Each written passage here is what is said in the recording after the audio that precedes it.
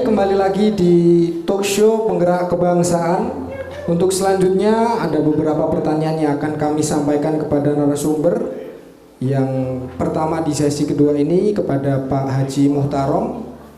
Ini terkait tentang bagaimana Bapak menggambarkan hubungan antara cinta terhadap daerah dengan semangat nasionalisme. Baik. Jadi ada pepatah yang mengatakan bahwa di mana bumi dipijak, di situ langit dijunjung. Jadi kunci dari kecintaan akan tanah air itu ya dimulai dari kecintaan kita terhadap lingkungan kita. Lingkungan yang paling kecil, mulai dari lingkungan yang paling kecil adalah keluarga. Dari keluarga, kemudian masyarakat sekitar. Nah, masyarakat sekitar ini ya di mana kita bertempat itu. Sehingga ketika kita bisa mengimplementasikan itu dengan benar, ya, sudah otomatis bahwa kecintaan tanah air itu akan muncul pada pribadi kita.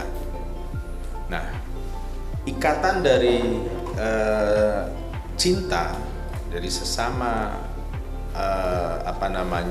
manusia di situ, mulai dari lingkungannya kemudian melebar sampai pada tingkat yang lebih tinggi, yaitu yang pertama contoh misalkan satu daerah, yang kedua satu rumpun, satu bangsa, ya, satu bangsa.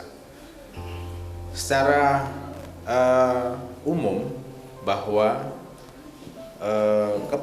nilai atau dalam hal ini bangsa menjadi bagian dari setiap pribadi manusia yang mencintai tanah kelahirannya, juga tanah tempat di mana dia berpijak. Sekali lagi saya contohkan kembali kepada Rasulullah SAW. Beliau dilahirkan di Mekah, tetapi setelah beliau diperintah untuk hijrah, beliau membangun Madinah sampai menjadi daerah, wilayah, bahkan negara yang diakui sampai saat ini sebagai negara bangsa yang paling beradab. Nah, ini mestinya yang kita tiru saat ini, yang kita harus kalau kita sebagai warga Muslim ada contoh ideal. Ada contoh ideal yaitu Kanjeng Nabi Shallallahu Alaihi Wasallam, ya, bahwa kemudian implementasi itu diaktualisasikan dalam konteks saat ini. Bagaimana laku kita sebagai masyarakat, laku kita sebagai pribadi, laku kita sebagai anggota keluarga ini harus produktif. Konteks produktif di sini itu maknanya sangat luas, ya. Produktif itu tidak hanya dimaknai sebagai makna materialistik, ya, makna yang tampak luar, tetapi menyeluruh, ya lahir ya batin. Dari sini ketika ini diimplementasikan oleh setiap individu, kemudian diimplementasikan oleh anggota keluarga, diimplementasikan oleh anggota masyarakat, maka kekuatan bangsa itu luar biasa. Kita bisa lihat contoh, nanti ketika session lain nanti kita akan kasih contoh bedanya apa bangsa yang warganya, anggota masyarakatnya itu mencintai tanah airnya dan yang tidak. Kita saat ini ya di dunia modern, di saat modern sekarang ini kita bisa kasih banyak contoh bagaimana negara yang penduduknya itu mencintai bangsanya, mencintai tanah airnya dan yang tidak. Yang tidak itu banyak sekali yang kemudian menjadi bangsa yang amburadul. Kalau dalam bentuk negara menjadi negara yang kacau balau, bahkan sangat mudah dirusak oleh orang lain, sangat mudah dirusak oleh negara ataupun kekuatan-kekuatan lain. Nah, ini nanti contoh-contoh ini bisa kita suguhkan sebagai bentuk pengingat kepada diri kita sebagai warga Pekalongan, sebagai masyarakat Indonesia, sebagai bangsa Indonesia, supaya ini nanti contoh-contoh itu tidak terjadi di kita. Sehingga kita perlu menguatkan diri kita supaya generasi yang akan datang, anak-anak kita ini bisa mengikuti apa yang sudah dilakukan oleh para leluhur kita, para orang-orang tua kita, hingga pada diri kita. Kita turunkan kepada anak kita bagaimana mereka harus mencintai tanah air, mencintai wilayahnya, ya, yang saya sebut tadi, mulai dari pribadi, keluarga, masyarakat, kemudian bangsa dan negara. Oke, jadi implementasi ini memang sangat berkaitan antara nasionalisme dengan kecintaan terhadap daerah, begitu ya Pak Haji ya? Ya. Baik, untuk selanjutnya Pak Haji Aaf, ini langkah konkret apa yang sekiranya bisa dilakukan oleh generasi muda terkait prinsip cinta tanah air ini, khususnya dalam hal berbudaya dan melestarikan nilai-nilai daerah agar supaya tetap terjaga? Monggo. Ya, yang pertama ini tadi sudah banyak disampaikan oleh Pak Haji Muhtarom. Menurut saya beda masa, pasti beda kebijakan, beda pemikiran, beda situasi dan kondisi, beda teknologi. Oke, kalau kita tadi juga terhadap Rasulullah itu dulu berdagang, beliau menawarkan aku kulak semene monggo Pak dipateni piro. Ya, sekarang sudah tidak bisa. Pengusaha sekarang sudah nggak bisa seperti itu. Dalam arti situasi dan kondisinya berbeda. Ya, terus bagaimana generasi sekarang, generasi Gen Z maupun milenial itu semuanya sudah lebih dimudahkan. Ya, sudah lebih dimudahkan dalam arti semuanya ini kita sudah dengan adanya teknologi, dengan adanya kemajuan makanan kemasan itu kita tidak bisa beranjak dari rumah pun kita bisa. Kalau dulu kita mau pengen bakso, pengen martabak, pengen apapun, kita harus keluar membeli. Ya, kalau sekarang pengen apapun, ya tinggal pencet HP dengan online, semuanya bisa datang tanpa kita keluar rumah. Kalau kita mau lebih spesifik lagi, sekarang ini juga generasinya generasi yang dimudahkan dalam arti anak sekarang di tingkat SMP lah ya, mereka sudah mulai nalar. SD mungkin beberapa, SMP itu mereka sudah mulai nalar.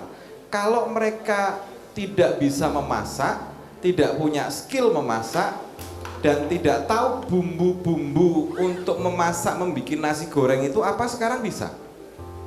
Sudah ada sasetan bumbu, ya, bumbu saset yang diproduksi oleh merek tertentu lah. Tinggal nasi campur bumbu, goreng, ngosreng-ngosreng, sudah jadi nasi goreng. Kita pengen apa? Pengen mie Aceh, nggak perlu kita jauh-jauh ke Aceh. Mie instan sekarang sudah ada, rasa mie Aceh misalkan. Rasa soto Lamongan misalkan, rasa rawon misalkan. Ini semuanya kita dipermudah. Nah, bagaimana kemajuan teknologi, kemajuan zaman, semuanya serba dipermudah dan sebagainya, semuanya kembali kepada diri kita. Oke. kita mau profesional. Oke, sekarang ini semuanya dituntut profesional. Apakah berarti orang yang meniti karir di luar Pekalongan itu berarti dia tidak cinta dengan kota Pekalongan? Tidak, ya, karena situasi dan kondisi tergantung profesinya apa. Terus apakah kita yang bekerja di luar negeri itu juga tidak berarti kita tidak mencintai tanah air untuk bekerja di dalam negeri? Kita realistis. Kalau di sana ada peluang, ya peluang itu kita ambil. Bahkan dari pemerintah Kota Pekalongan pun sudah membuka pelatihan kerja ya dengan berbagai macam profesi. Harapannya justru mereka untuk bekerja di luar kota, luar provinsi, luar negeri. Yang mana kalau mereka sudah mempunyai pengalaman, skill bertambah, modal cukup mungkin dari gaji di luar negeri yang sudah yang lebih besar pastinya. Nah, mereka bisa kembali ke kota tercinta dan membangun usaha apa yang mereka mau. Jadi kita dituntut untuk nasionalisme, iya. Cinta kedaerahan, iya. Dimulai berarti kita cinta, kalau saya misalkan dimulai dari tingkat kelurahan. Ya, kelurahan saya ada lomba apa, ada apa, ya pasti saya membela kelurahan saya. Di tingkat kota, begitupun di bidang olahraga, bidang kesenian, budaya, musik dan sebagainya, ya pasti saya mencintai Pekalongan.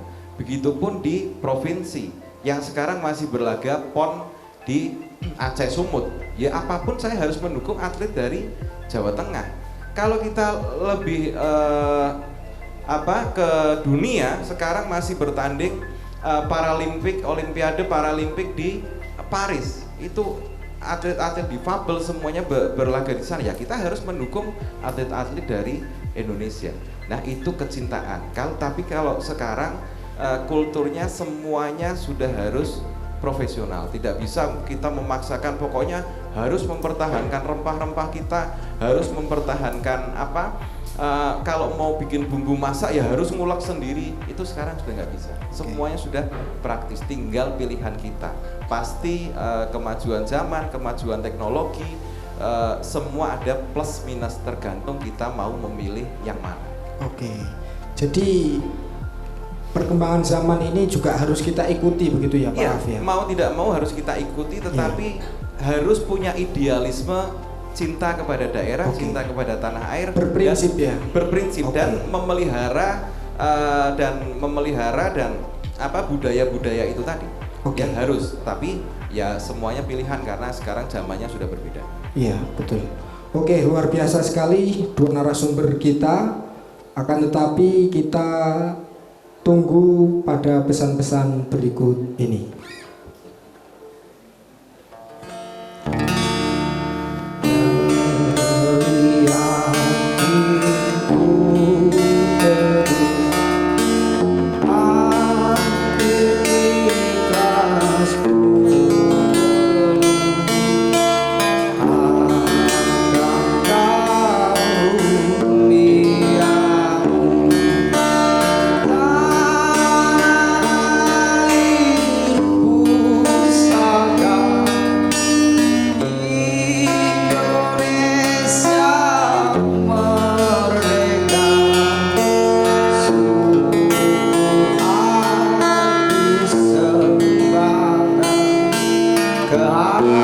Kehadiranmu